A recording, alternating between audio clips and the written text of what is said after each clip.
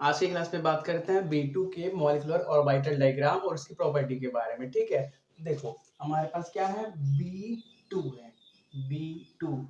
ठीक है, ऊपर कहाँ तक दिखता है यार? हाँ दिखता है, चलो ठीक है। पहले क्या करते हैं, इसका इलेक्ट्रॉनिक कन्फिग्रेशन कर लेते हैं। ठीक है, देखो हमारे पास दो बोरॉन है, तो बोरॉन का एटॉमिक नंबर 5 होता है। तो जितने एटॉमिक नंबर होता है उतने नंबर ऑफ इलेक्ट्रॉन होते हैं न्यूट्रल मॉलिक्यूल के अंदर। तो देखो इसके अंदर 5 इलेक्ट्रॉन, इसके अंदर भी 5 इलेक्ट्रॉन, मतलब B2 के अंदर हमारे पास टोटल 10 इलेक्ट्रॉन है। तो पहले क्या कर लेते हैं, उसका इलेक्ट्रॉनिक कन्फिग्रेशन, फिर डायग्राम बनाने में आसानी होगी और आपको अच्छे से समझ में भी आएगा। ठीक है, तो पहले इलेक्ट्रॉनिक कन्फिग्रेशन कैसे होता है, जब इलेक्ट्रॉन 14 से कम हो, सिग्मा 1s2 पहले आता है, फिर sigma star 1s2, sigma 1s के अंदर 2 इलेक्ट्रॉन, सिग्मा स्टार 1s के अंदर 2 इलेक्ट्रॉन, फिर क्या, सिग्मा 2s के अंदर 2 इलेक्ट्रॉन, फिर क्या, सिग्मा स्टार 2s के अंदर भी 2 इलेक्ट्रॉन। ये हो गया। अब क्या आता है, pi 2px is equal to pi 2py आते हैं। ठीक है, तो देखो ये जो पाई 2px है और ये जो पाई 2py है, इनका एनर्जी सेम है। तो देखो हमने हर्ट्ज रूल से क्या पढ़ा है, अगर ऑर्बिटल्स का एनर्जी सेम होता है तो पहले हम सभी को हाफ फील्ड करते हैं, फिर फिर पेयरिंग स्टार्ट करते हैं। ठीक है, तो देखो यहाँ पर दोनों का एनर्जी सेम है, तो जो 2 इलेक्ट्रॉन बच रहे हैं, एक इलेक्ट्रॉन इसके पास जाएगा, एक इलेक्ट्रॉन इसके पास जाएगा। ठीक है, देखो इन सब में एनर्जी इस ऑर्डर में बढ़ती है, इन सब में एनर्जी इस ऑर्डर में बढ़ती है, इस ऑर्डर में बढ़ती है, लेकिन जो ये दोनों का एनर्जी होता है वो इक्वल होता है। ठीक है, तो ये बात हो गई इनकी। उसके बाद क्या आता है, उसके बाद आपका आता है सिग्मा 2p जेड आता है। तो 2pz के अंदर कोई भी इलेक्ट्रॉन नहीं रहेगा क्योंकि अभी यही भरे हुए नहीं है। ठीक है, तो ये हो गया उसका इलेक्ट्रॉनिक कन्फिग्रेशन। अब उसके डायग्राम को बनाते हैं। ठीक है, तो हमारे पास देखो दो बोरॉन है जिनके पास टोटल 10 इलेक्ट्रॉन है। ठीक है, तो एक बोरॉन को यहाँ कहाँ तक दिखेगा यार? हाँ दिखेगा, चलो ठीक है। यहाँ पे एक बोरॉन को बना देते हैं और एक बोरॉन यहाँ को बना देते हैं। ठीक है, तो बोरॉन का electronic configuration 1s2 2s2 2p1, इसका भी 1s2 2s2 2p1। ये आपको लिखने की जरूरत नहीं है, बस आपको बता रहे हैं। ठीक है, ये अब आप सिर्फ क्या करो, बोरॉन का यहाँ पे सिंबल बना दो और उसके ऊपर क्या बनाओ, 1s बनाओ, और इसके ऊपर भी क्या बनाओ, 1s बनाओ। ठीक है, तो देखो इसके 1s में कितने इलेक्ट्रॉन है, 2 इलेक्ट्रॉन, तो यहाँ पे भी 2 इलेक्ट्रॉन, इसके भी 1s के अंदर 2 इलेक्ट्रॉन। ठीक है, अब ये हो गए एटॉमिक ऑर्बिटल्स। एटॉमिक ऑर्बिटल मिलेंगे तो मॉलिक्यूलर ऑर्बिटल्स का फॉर्मेशन होगा। ठीक है, तो ये क्यों कौन से बन गए, जिनका एनर्जी कम होता है उसको हम क्या बोलते हैं, बॉन्डिंग मॉलिक्यूलर ऑर्बिटल्स बोलते हैं। फिर एक और बनेंगे जिनको हम क्या बोलते हैं, एंटी बॉन्डिंग मॉलिक्यूलर ऑर्बिटल, जिनका एनर्जी क्या होता है, ज्यादा होता है। ठीक है, तो देखो ये क्लॉकवाइज वाला और ये एंटी क्लॉकवाइज वाला दोनों मिलके यहाँ पे आ जाएंगे। ठीक है, इसको हम बोलते हैं सिग्मा 1s। तो देखो सिग्मा 1s के अंदर कितने इलेक्ट्रॉन है, 2 इलेक्ट्रॉन। ठीक है, और फिर ये एंटी क्लॉकवाइज वाला और ये क्लॉकवाइज वाला, ये दोनों मिलके यहाँ पे आ जाएंगे। इसको हम बोलते हैं सिग्मा स्टार 1s। देखो सिग्मा स्टार 1s के अंदर भी 2 इलेक्ट्रॉन है। जो आप इलेक्ट्रॉनिक कन्फिग्रेशन ये लिखे हो ना, आप सिर्फ इस बीच वाले को देखना। ठीक है, ये किसके एटॉमिक ऑर्बिटल्स के इलेक्ट्रॉनिक कन्फिग्रेशन हम लिखेंगे लास्ट में। ये 1s, ये 1s, ये 1s किसका होता है, 1s 2s 2p। अगर इसकी हम बात करें तो ये हम आटम्स के केस में यूज करते हैं, मॉलिक्यूल के केस में हम सिग्मा पाई डेल्टा यूज करते हैं। तो ये इलेक्ट्रॉनिक कन्फिग्रेशन लिखा है, आप सिर्फ इस बीच वालों को देखना। ठीक है, और जो आपका एनर्जी होता है वो भी इसी ऑर्डर में बढ़ इंक्रीज होता है, ये भी आप शो कर देना अपने ग्राफ में। ये 1s हो गया। फिर बोरॉन का क्या आएगा, 2s आएगा। ठीक है, तो यहाँ पे बना लेते हैं 2s, ब्लू से बनना है, यहाँ पे बना देते हैं 2s, और इसका भी 2s बना देते हैं। 2s के अंदर भी दोनों के दो दो इलेक्ट्रॉन भरे हुए हैं। ठीक है, तो होगा क्या, ये सब भी क्या करेंगे, मॉलिक्यूलर ऑर्बिटल्स का फॉर्मेशन करेंगे। एक को हम क्या बोलेंगे, एक को हम बोलेंगे बॉन्डिंग मॉलिक्यूलर ऑर्बिटल्स और दूसरे को क्या बोलेंगे, एंटी बॉन्डिंग मॉलिक्यूलर ऑर्बिटल्स। ठीक है, ये तो ये बॉन्डिंग वाले बन गए और ये एंटी बॉन्डिंग वाले, ये एंटी बॉन्डिंग वाले। ठीक है, चल ठीक है, तो देखो इसमें भी क्या होगा, ये क्लॉकवाइज वाला और ये एंटी क्लॉकवाइज वाला दोनों यहाँ पे आएंगे। इसको हम क्या बोलते हैं, इसको हम बोलते हैं सिग्मा 2s। यहाँ पे सिग्मा 2s के अंदर कितने हैं, 2 इलेक्ट्रॉन। क्लियर हो गया। फिर ये एंटी क्लॉकवाइज वाला और ये क्लॉकवाइज वाला मिलके यहाँ पे आ जाएंगे। इसको हम क्या, एक सेकेंड, ठीक, इसको हम क्या बोलते हैं, सिग्मा स्टार 2s। देखो सिग्मा स्टार 2s के अंदर भी 2 इलेक्ट्रॉन है, तो ये हो गया 2s के बाद। फिर क्या आएगा, बोरॉन का आपका 2p के ऑर्बिटल्स आएंगे, ठीक है। ये आ गया इसका 2p जिसके अंदर एक इलेक्ट्रॉन है, और ये आ गया इसका भी 2p जिसके अंदर भी एक इलेक्ट्रॉन है। तो क्लियर हो गई बात। तो देखो अब होगा क्या, ये सब भी मॉलिक्यूलर ऑर्बिटल का फॉर्मेशन करेंगे, ठीक है। तो जब ये मिलेंगे तो x और y का एनर्जी सेम होगा और ये 2pz का एनर्जी ज्यादा होगा, ऐसे समझो। जब ये मिलेंगे तो पहले दो बॉन्डिंग मॉलिक्यूलर ऑर्बिटल बनेंगे, थोड़ा सा बीच में बनाए, देखो। चलो ठीक है, अब क्या करना है, इसको स्ट्रेट लाइन में बनाना, ठीक है। अपनी कॉपी पे हम थोड़ा सा इधर उधर हो जा रहा है, ठीक है। चलो थोड़ा सा कर लेते हैं, हो जाता है। चल ठीक है, अब ठीक है। देखो जो ये वाला होता है इसको हम बोलते हैं पाई 2p एक्स, और इसको क्या बोलते हैं पाई 2p वाई, ये दोनों वाले। और इसके बाद क्या आता है सिग्मा 2p जेड। तो सिग्मा 2p जेड को इसके ऊपर हम बनाते हैं, क्यों, क्योंकि इनके मुकाबले इसका एनर्जी ज्यादा होता है, इसका एनर्जी इनके मुकाबले ज्यादा होता है, तो उसको ऊपर बनाते हैं। इसको हम क्या बोलते हैं, इसको बोलते हैं सिग्मा 2pz, ठीक है। ये हो गए कौन से वाले, बॉन्डिंग वाले, ठीक है। ये बॉन्डिंग वाले हो गए, सही बना था, टक टक। चलो ठीक है, और इसके बाद क्या, और फिर एंटी बॉन्डिंग वाले बनाते हैं, ठीक है। तो पहले जो दो बनेंगे वो क्या, पाई स्टार 2px, और ये कौन सा पाई स्टार 2py वाले बनेंगे, ठीक है। तो ये हो गया पाई स्टार 2px और पाई स्टार 2py के मॉलिक्यूलर ऑर्बिटल बन गए। और क्या होगा, इसके ऊपर एक आपका सिग्मा स्टार 2pz का भी मॉलिक्यूलर ऑर्बिटल बनेगा, ठीक है। इसको अब लिख देना अपने से पाई 2py, ठीक है। इसको इसको पाई स्टार 2py, ठीक है। तो ये हो गया आपका डायग्राम। अब देखो यहाँ पे भी एक इलेक्ट्रॉन है और यहाँ पे भी एक इलेक्ट्रॉन है, तो दोनों कंबाइन होंगे तो एक यहाँ पे आएगा एक यहाँ पे आएगा। देखो यहाँ पे एक अनपेयर्ड इलेक्ट्रॉन है और इसके आगे अभी एटॉमिक, सॉरी इसके आगे और अभी ऑर्बिटल्स खाली हैं। इसके पास भी एक इलेक्ट्रॉन है और इसके आगे वाले खाली हैं। तो क्या होगा, दोनों को हमने सीधा ही पेयर किया है, मतलब इसको भी क्लॉकवाइज पेयर किया है, इसको भी क्लॉकवाइज। और जब दोनों ये मिल के मॉलिक्यूल के अंदर आएंगे तो उसमें भी कहाँ पे आएंगे, पाई 2px equal to pi 2py के अंदर, और दोनों का एनर्जी क्या होता है, सेम होता है। तो हमने क्या पढ़ा है, जब किसी सबसेल में किसी भी ऑर्बिटल्स का एनर्जी सेम है, यहाँ पे कौन से सबसेल है, ये वाले पाई 2px equal to pi 2py वाले, तो इनका जब एनर्जी सेम होता है तो पहले हम क्या करते हैं, सबको हाफ फिल्ड करते हैं और स्पिन सेम रखते हैं, क्या। जैसे हम बात करें इसका, जब हम 2p एटॉमिक ऑर्बिटल्स को भरते हैं तो हम क्या करते हैं, पहले सबको एक एक इलेक्ट्रॉन देते हैं, फिर पेयरिंग स्टार्ट करते हैं। और जब एक एक इलेक्ट्रॉन देते हैं तो सबका स्पिन सेम रखते हैं। तो वैसे ही जब हमने इनका इनका मिला के मॉलिक्यूलर ऑर्बिटल बनाया पाई 2px equal to pi 2py, तो दोनों का स्पिन सेम रखा, ठीक है। तो उसके बारे में कंफ्यूज मत होना कि हम अपोजिट क्यों नहीं रखे, ठीक है। सेम क्यों रखें, क्योंकि दोनों का एनर्जी सेम है। तो ये डायग्राम किसका होता है, ये होता है आपका B2 का डायग्राम, ठीक है। तो अब कुछ बात कर लेते हैं स्टेबिलिटी के बारे में। पहले बात करते हैं स्टेबिलिटी के बारे में, बिलिटी। तो देखो अगर number of electron in bonding greater than होगा number of electron in anti bonding molecular orbital, तो मॉलिक्यूल आपका स्टेबल होगा, ठीक है। आप सिर्फ इसको देखना, अब इनको भूल जाओ, उनका काम खत्म हो गया, हमारा मेन कहानी यहाँ पे स्टार्ट होगा, जितने भी हम क्वेश्चन लगाएंगे, ठीक है। तो देखो बॉन्डिंग में कितने इलेक्ट्रॉन है, दो इलेक्ट्रॉन यहाँ पे बॉन्डिंग में है, दो इलेक्ट्रॉन यहाँ पे बॉन्डिंग में है, और यहाँ पे दो इलेक्ट्रॉन बॉन्डिंग में है, मतलब बॉन्डिंग में 6 इलेक्ट्रॉन। अब एंटी बॉन्डिंग की बात करो तो देखो एंटी बॉन्डिंग में दो इलेक्ट्रॉन यहाँ पे, दो इलेक्ट्रॉन यहाँ पे, ठीक है। तो एंटी बॉन्डिंग में 4 इलेक्ट्रॉन है, ठीक है। तो देखो बॉन्डिंग मॉलिक्यूलर ऑर्बिटल्स के electron anti bonding molecular orbital के इलेक्ट्रॉन से ज्यादा है, मतलब ये जो आपका B2 होगा वो कैसा होगा, स्टेबल होगा, ठीक है। ये बात होगा इसके बारे में। अब बात करते हैं बॉन्ड ऑर्डर के बारे में, ठीक है। बॉन्ड ऑर्डर, तो बॉन्ड ऑर्डर कैसे निकलता है, half of Nb minus Na, मतलब number of electron in bonding minus number of electron in anti bonding. तो देखो ये क्या हो गया, नीचे दिख रहा है ना, चल ठीक है, थोड़ा सा और रफ कर देते हैं इसको।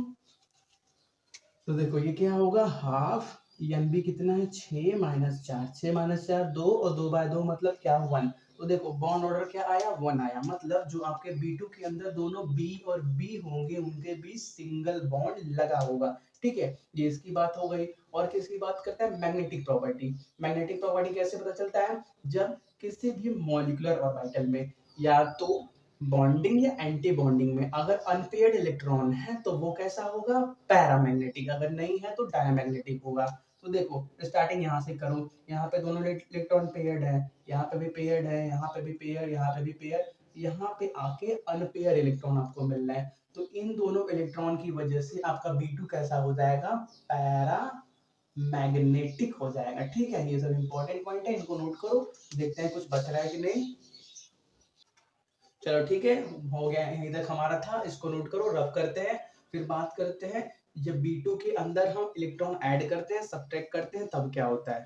अब बात करते हैं हम B2 प्लस के बारे में, मतलब हम B2 के अंदर से एक इलेक्ट्रॉन निकाल देंगे। ठीक है, तो देखो आप डायग्राम अपने से बनाने लेना, क्योंकि हर डायग्राम बनाने में टाइम बहुत जाएगा। ठीक है, तो आप कुछ डायग्राम अपने से भी बनाओ, आपका भी प्रैक्टिस होगा। ठीक है, तो देखो इसमें हम सिर्फ इलेक्ट्रॉनिक कन्फिग्रेशन के बेसिस पे करते हैं। ठीक है, तो देखो यहाँ पे जो हमने डायग्राम बनाया था पिछले एग्जाम्पल में, एग्जैक्ट इलेक्ट्रॉनिक कन्फिग्रेशन ऊपर लिखा हुआ था। आप चाहे सारी प्रॉपर्टी यहाँ से निकालो, चाहे उस इलेक्ट्रॉनिक कन्फिग्रेशन से निकालो, कोई फर्क नहीं पड़ रहा था, सब सेम ही लिखा हुआ था। जो इलेक्ट्रॉनिक कन्फिग्रेशन में हमने लिखा था वही मॉलिक्यूलर ऑर्बिटल में भरा था। ठीक है, तो देखो हम क्या करते हैं, इलेक्ट्रॉनिक कन्फिग्रेशन लिख के सॉल्व करते हैं। तो देखो B2 के अंदर 10 इलेक्ट्रॉन होने चाहिए थे, लेकिन ये प्लस साइन है, मतलब इसके अंदर से एक इलेक्ट्रॉन निकल गया, मतलब इसके पास टोटल 9 इलेक्ट्रॉन है।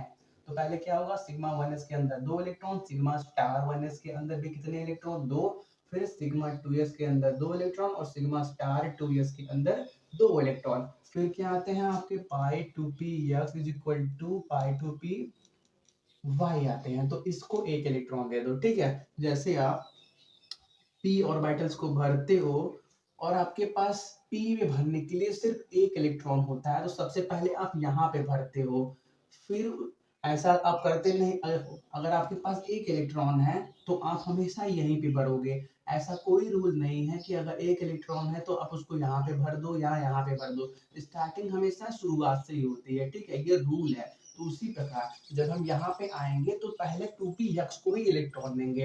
आप ऐसा बोल सकते हो कि हम इलेक्ट्रॉन 2p y को भी दे सकते हैं, क्योंकि दोनों का एनर्जी सेम है। लेकिन हम क्या करते हैं, स्टार्टिंग से भरते हैं। तो पहले हम क्या करेंगे, पाई 2p x को इलेक्ट्रॉन देंगे। ठीक है, तो देखो यहाँ पे हो गए 9 इलेक्ट्रॉन। तो आप इसका डायग्राम बना लेना। अब हम इसके बाद प्रॉपर्टी की बात करते हैं। तो पहले बात करते हैं इसके स्टेबिलिटी के बारे में। ठीक है, तो देखो बॉन्डिंग में कितने इलेक्ट्रॉन हैं, देखो यहाँ पे एक बॉन्डिंग में 2 इलेक्ट्रॉन, इस बॉन्डिंग में भी 2 इलेक्ट्रॉन, 2 और 2 4, और एक यहाँ पे बॉन्डिंग में कितने इलेक्ट्रॉन है, 5 इलेक्ट्रॉन है। और एंटी बॉन्डिंग में 2 और 2 4 इलेक्ट्रॉन है। ठीक है, number of electron in anti bonding. तो देखो यहाँ पे बॉन्डिंग इलेक्ट्रॉन एंटी बॉन्डिंग से ज्यादा है, मतलब ये मॉलिक्यूल कैसा होगा, स्टेबल होगा, मतलब ये B2 प्लस कैसा होगा, स्टेबल होगा। ठीक है, अब बात करते हैं इसके बॉन्ड ऑर्डर के बारे में। तो देखो आपके बॉन्ड ऑर्डर के बारे में बात करते हैं, वो कैसे निकलता है, हाफ Nb माइनस Na।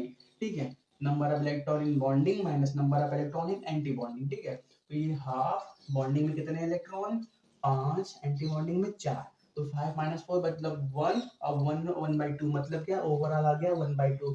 मतलब क्या, B2 प्लस के अंदर जो आपका बॉन्ड होगा वो आधे बॉन्ड होगा, क्या होगा, आधा बॉन्ड होगा। तो अगर हम इसकी बात करें तो इसके अंदर B और B मतलब सिंगल बॉन्ड लगा था, क्योंकि इसका बॉन्ड ऑर्डर 1 आया था। इसका बॉन्ड ऑर्डर हाफ आया, मतलब इसके अंदर B और B के बीच हाफ बॉन्ड लगा होगा। ठीक है, तो ये इसकी बात हो गई। अब मैग्नेटिक प्रॉपर्टी की बात करते हैं। ठीक है, तो देखो आपके पास मैग्नेटिक प्रॉपर्टी कैसे पता चलता है, अगर अनपेयर्ड इलेक्ट्रॉन है तो कैसा होगा, पैरामैग्नेटिक। तो देखो आपके यहाँ पे अनपेयर्ड इलेक्ट्रॉन है, तो मतलब ये भी कैसा हो गया, पैरामैग्नेटिक हो गया।